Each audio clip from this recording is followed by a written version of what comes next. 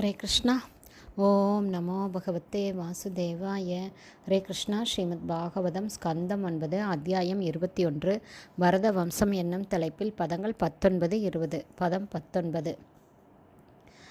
கர்காச்சினிஸ்ததோ கார்க்யஹ க்ஷத்ராத் பிரம்மஹி அவர்த்தத துரிதக்ஷயோ மகாவீர்யாத் தஸ்ய த்ரையாருணிஹி கவிஹி. பதம் 20. புஷ்கராருணிர் இதி அத்ர ஏ பிரம்மண கதிம் கதாக ப்ருஹத் க்ஷத்ரஸ்ய புத்ரோபோத் தஸ்தி யத் Hastinapuram. One by one meaning. கர்காத் பரத்வாஜரின் மற்றொரு பேரனான கர்கரிலிருந்து, சினி என்ற ஒரு மகன், தத அவரிலிருந்து, அதாவது சினியிலிருந்து, கார்கியர் என்ற ஒரு மகன், க்ஷத்ராத் அவர் ஒரு க்ஷத்ரியர் என்ற போதிலும், பிராமணர்கள் உண்மையில், அவர்த்தத சாத்தியமாயிற்று, துரிதக்ஷயர் என்ற மகன், மகாவீரியரிலிருந்து, பரத்வாஜரின் மற்றொரு பேரன் இவர், தஷ்ய அவரது, த்ரையயாருணி என்ற மகன்,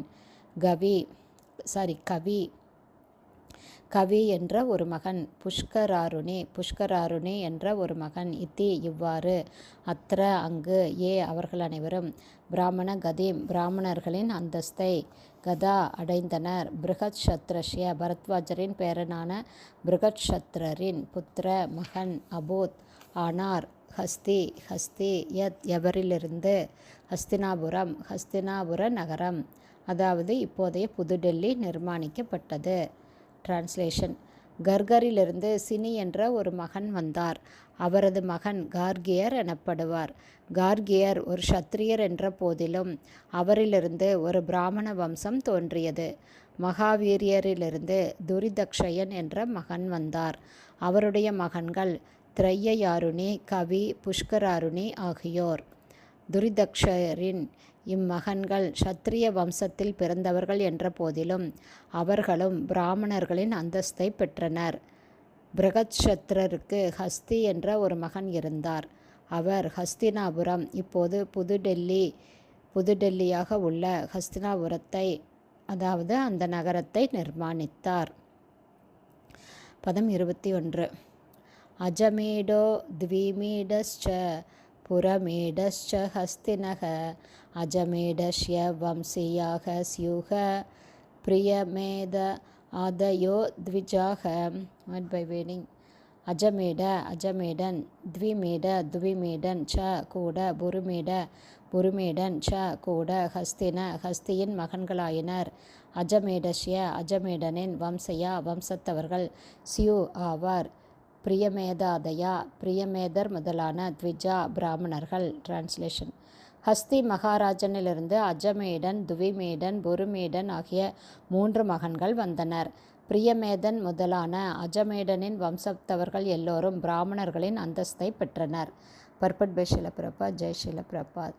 இந்த ஸ்லோகம் பிராமணர், க்ஷத்ரியர், வைஷ்யர், சூத்திரர் ஆகியவற்றை கொண்ட சமூக பிரிவுகள் குணங்களுக்கும் செயல்களுக்கும் ஏற்ப தீர்மானிக்கப்படுகின்றன என்ற பகவத்கீதையின் கருத்தை உறுதி செய்கிறது. க்ஷத்ரியரான அஜமேடரின் வம்சத்தவர்கள் அனைவரும் பிராமணர்கள் ஆயினர். அவர்களது குணங்களும் செயல்களுமே அவர்கள் பிராமணர்கள் ஆவதற்கு காரணமாக இருந்தன.